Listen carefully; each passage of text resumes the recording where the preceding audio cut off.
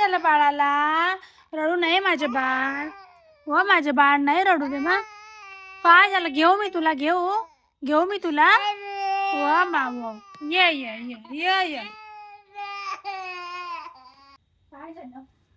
आज माझा ग्रीती कितका रडत होता ना की विचारू नका. ठीक आहे, त्याला सर्दी झाली होती मान्य करते, पण तो जेव्हापासनं उठला ना तेव्हापासनं इतका रडत होता आणि मला सोडतच नव्हता. माझी सगळी कामं राहिली होती.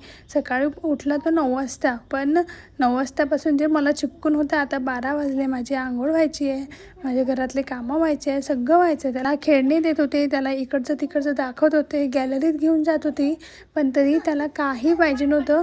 त्याला फक्त पाहिजे होती मी. मला चिपकूनच राहत होता. काय झालं होतं आज त्याला काय माहिती, पण तो नुसतं मला चिपकून राहत होता आणि फक्त रडत होता. फक्त रडायचं काम, दुसरं काही नाही. खरंच म्हणजे कधी कधी ना इतकं म्हणजे पेशन्स ठेवावं लागते, मान्य आहे मला, पण पेशन्स ठेवून ठेवून किती ठेवणार. कधी कधी इतकी चिडचिड होते ना, म्हणजे काम पडलं ना तर काहीच काम करता येत नाही आपल्याला. काम तर सोडा, पण स्वतःची म्हणजे आंघोळ तेही करता येत नाही. फक्त घेऊन घेऊन घेऊन घेऊन कडेवर खूप मला असं चिडचिड झालं होतं आज. हे बघा, सकाळीचे पप्पा गेले, त्याच्यानंतर हा लगेच उठला. पप्पा होते तेव्हा नाही उठला, पण पप्पा गेल्यानंतर लगेच उठला. आणि हे सकाळपासून जे माझा ओटा तसाच पडलेला आहे. जेव्हा मी टिफिन वगैरे केला त्याच्यानंतर मग पप्पा वगैरे गेल्यानंतर मी आवरते, पण हा सकाळपासून माझा ओटा जो आहे असाच आहे. घरातली कामं पण अशीच आहे पडून. काय करणार, इतका वैताग आला आहे ना मला आज. आणि त्याला खायला दिलं तर तो खात पण नव्हता काही. मग मी त्याला औषध दिली, सर्दीची औषध दिली. थोडंसं त्याचं अंग पण गरम होतं, तर मग मी त्याला ती पण औषध दिली आणि त्याला झोपवून दिलं. झोपेतून उठला, लगेच उठला, 1-1.5 तासातच झोपेतून उठला. आणि मग गार्गी स्कूलमधून आली, तर गार्गी आल्याबरोबर हे पार्सल आलं. माझ्या इथे ड्रेसिंग टेबलवर जे फ्लॉवर पॉट आहे त्याच्यामध्ये फ्लावरच नाही आहे, फक्त पॉट आहे ते. तर त्याच्यामध्ये मी फ्लॉवर बोलवले होते मिशोवरनं, तर ते फ्लॉवर आले. आणि मग काय, पार्सल ओपन करायची तर काही गार्गीचीच असते. आणि मग तिने पार्सल ओपन केलं, त्याच्यामध्ये होते फ्लावर्स. तर मग ते फ्लावर इतके छान दिसत होते ना, तुम्ही बघू शकता. तिथे एकदम लुकच आलं, माझ्या ड्रेसिंग टेबलला एकदम लुकच आलं त्या फ्लॉवरमुळे. खूप छान दिसत होतं ते. मोठ्या आईच्यात ठेवायला आणलं मी, ठेवायचं त्याला खालून पॅकिंग द्यावं लागेल, मग ठेवावं लागेल.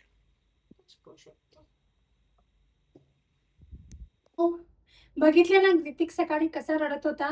मी आता आंघोळ केली आहे. गार्गी शाळेतून आल्यानंतर, गार्गी आली 3:30 वाजता.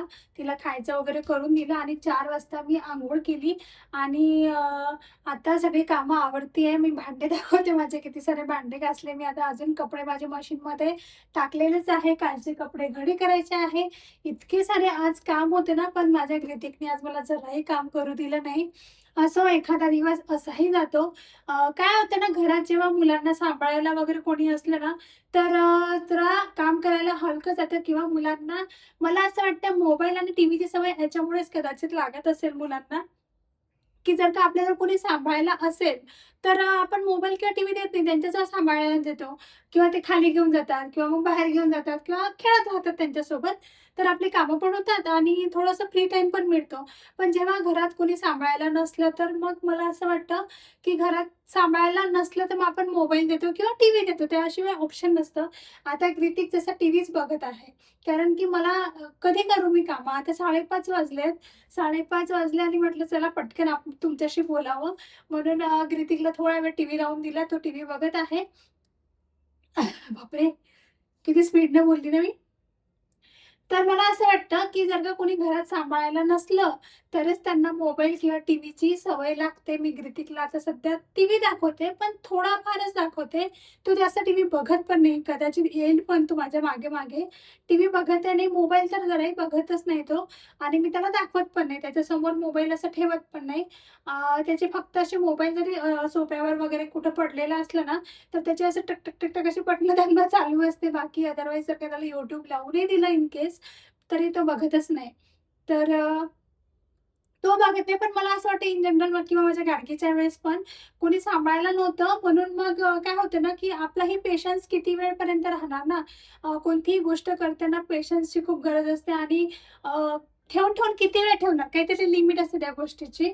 म्हणून मग तो पेशन्स सुटला किंवा आपल्यालाही थोडा फ्री टाईम पाहिजे असला, फ्री टाईम तर सोडा, पण काही घरातली कामं असतात किंवा आपल्याला स्वतःसाठी वेळ पाहिजे असतो. अंघोळ, जशी मी आज अंघोळ करायची राहिली होती, अंघोळ करायला वेळ नाही मिळत किंवा त्यांना घेऊनच राहावं लागतं. मग केव्हा-केव्हा असं वाटतं की जाऊ दे ना, मोबाईल देऊन दे आणि मोकळं होऊन जाऊ देत, असं होतंय. म्हणून मग मला असं वाटतं मुलांना मोबाईलची सवय लागत असेल आणि एकदा लागली की मग ती काही सुटत नाही. गार्गीच्या वेळेसही तसंच झालं होतं. गार्गीला खूप लवकर मोबाईलची सवय लागली होती. ग्रेतिकला तरी अजून लागली नाहीये, पण गार्गी जेव्हा 1.5-2 वर्षाची होती, तेव्हा ती मोबाईल बघत होती. ते म्हटलं तुम्हाला, की घरात कोणी असलं तर मुलांना सवय लागत नाही किंवा नसलं तर मुलांना मोबाईल, टीव्हीची सवय लागते. याच्याशी तुम्ही अग्री आहात का? हे मला कमेंट बॉक्समध्ये नक्की सांगा. कारण की मला तरी असं वाटतं, पर्सनली असं वाटतं मला, की घरात कोणी असलं तर सवय मुलांना कमी लागते. मी तर विचारू नका, बापरे! सकाळी अक्षरशः माझे खांदे वगैरे हे दुखून आले होते, कारण की त्याला सतत घेऊन तर मला असं वाटलं उठल्यावर हे काय करते काय माहिती. हां, पण आता तो खेळत आहे आणि गाणे बघत आहे तो. चला मग तुम्हाला दाखवते त्याला आणि माझे कामं पण. चला. तर हे बघा, ही रडारड अशी चालूच आहे. काय झालं? काय झालं? आज काय झालंय काय माहिती. सर्दी आता जरा बरी वाटत आहे, पण तरी पण रडारड काही थांबली नाहीये. मी तिकडच्या रूममध्ये होती तेव्हा मला असं वाटलं की हा रडणं थांबलंय, पण काही थांबलं नाही आहे रडणं. काय झालं? काय झालं बेटा? घेऊ तुला? आणि ही बघा, हे पसारा फ्लॅश कार्ड फक्त काढून ठेवले, खेळणं काही नाही. आणि माझी भांडी बघा, हे सकाळपासूनचे भांडे आहेत. तो खूप रडते, मला त्याला घेऊ द्या आधी. ये. काय झालं? काही रडायचं नाही, रडू नये बेटा, असं नाही रडू. आज ना खूपच चिडचिड करतो. रडू नये. रडायचं का असं? अशी चिडचिड नाही करू. काय पाहिजे तुला? आणि ही भांडी बघा, म्हणजे सकाळपासूनचे तुझे चहा पाण्याचे भांडे होते ना, तेव्हापासूनचे भांडे मी आता घासले, कारण की याला फक्त घेऊनच होते म्हणून. हे बघा, आमची गार्गी काय करते. गार्गी काय करते बेटा? उद्या आहे 15 ऑगस्ट आणि ती करते शूज साफ ओल्या कपड्यानी. नाही, मग ओला कपडा घेतला, थोडस तेल टाकलं म्हणून थोडस पॉलिश करते. अच्छा, तू तेलाने करते? मला वाटलं पाणी येते. तो बघा, तो आला नंगू. त्यांनी आता सू केली, ते चड्डी काढली. नंगू बघा कसा खराब होतोय. त्याची चप्पल आणते देवा. त्याची चप्पल आणली, त्याच्या चप्पलला पण पॉलिश करून दे. तुझ्या चप्पलला पण पॉलिश करून पाहिजे दादा. किती शहाणा ग, मग त्याने त्याची चप्पल आणली. तुला कुठं जायचंय उद्या? तुझं कोणतं 15 ऑगस्ट आहे? याला घेऊन जातो स्कूल मध्ये तुझ्या. सकाळपासून आता राहतोय चांगला. बघा, तो इथे येऊन बसला माझ्याजवळ. बसा. असं कसं करू? असं हा. आता कसं हे ओपन करू आणि इथे येऊन बसतो. आणि हे लॉक करून देऊ आता. हे आमची गाडी लॉक झाली.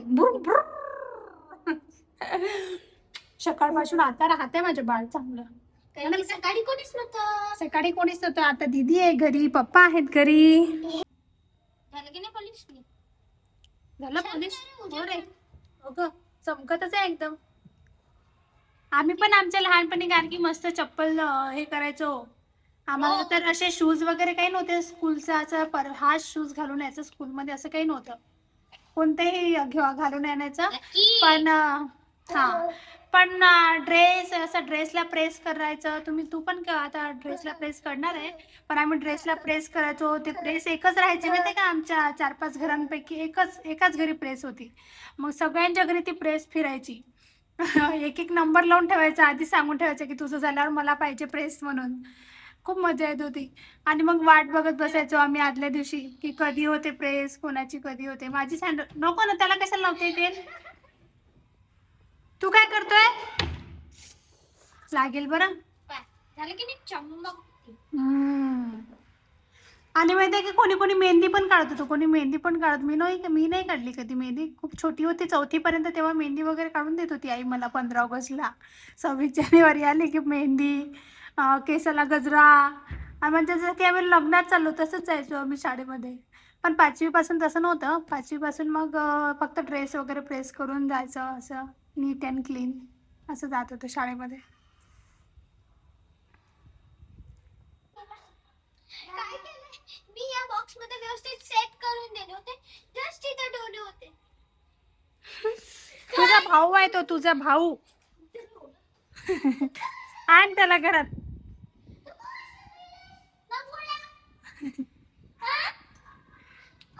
दीदी ओरडते बेटा. काय का उद्या हो का काय पॅरेंट्स येतात. मागच्या वेळेस तर ग्रीती खूप छोटा होता. नाही कारण की पप्पा मी असते तर आले असते. ग्रीती थोडी एवढ्या लवकर उठणार आहे. 6:30ला जायचंय खरंच का ग? खरंच सकाळी 6:30ला जायचंय? बापरे, एवढ्या सकाळी? नाही बाबा, एवढ्या सकाळी आमचं नाही जमणार ग. मग झाली का गाण्याची प्रॅक्टिस झाली तुझी? तिथे बोलले 6:30 वाजेपर्यंत तिथे यायचे, 7 कसे पण वाजतात. पण गाण्याची प्रॅक्टिस झाली का? कोणतं गाणं म्हणणार आहे? 4 आहे. कोणतं? पहिले तर वंदे मातरम बोलायचं, मग जनगण मन, त्याच्यानंतर झेंडा गीत, त्याच्यानंतर महाराष्ट्र गीत. पण तुम्ही कोणतं गाणं म्हणणार आहे? परफॉर्मन्स होणार आहे. त्याच्यानंतर आमचं गाणं ते आहे देश वीर जवानों का. म्हण बरं थोडस. एक पैरा बोलते. हा म्हण. ये देश है वीर जवानों का, अलबेदों का, मस्तानों का, इस देश का यारो है, इस देश का यारो क्या कहना, ये देश है दुनिया को गिनना. मी बॅकग्राऊंड म्युझिक.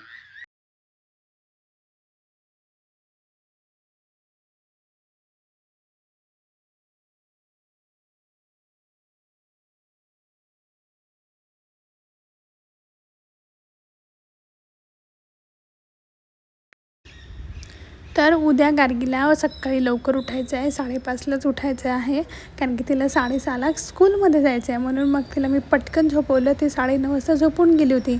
पण आमचे हे बघा साहेब, झोपायचं काही नाव नाही. अजून याचं खेळायचंच मूड आहे. आता काय माहिती हा केव्हा झोपेन. तर काही वाटत तर नाही आहे. याच्या डोळ्यात जराही झोप नाही आहे, कारण की याला औषध वगैरे दिली होती ना मी दुपारी. तर त्याचा आता म्हणजे अंग पण मस्त थंड झालं आहे, म्हणजे ताप वगैरे काही नाही आहे. सर्दी पण कमी वाटते. तर तो आता छान खेळतो आहे. आता जशी जशी रात्र निघेल तसं तसं याला खेळायचं येईल. तर गार्गीचा ड्रेस प्रेस करायचा होता. हिच्या पप्पाने गार्गीचा ड्रेस प्रेस करून दिला. आणि किती एक्साइटमेंट असते ना 26 जानेवारी, 15 ऑगस्ट, म्हणजे वेगळीच एक एक्साइटमेंट असते. आम्हालाही खूप होती लहानपणी. आता मुलांची एक्साइटमेंट बघून खूप छान वाटते. तर गार्गीची पूर्वतयारी तर झाली आहे स्वतंत्रता दिवसची. तुमच्या मुलांनी काय काय तयारी केली कमेंट बॉक्समध्ये नक्की सांगा. आणि व्हिडिओ पूर्ण बघितला असेल तर खूप खूप धन्यवाद.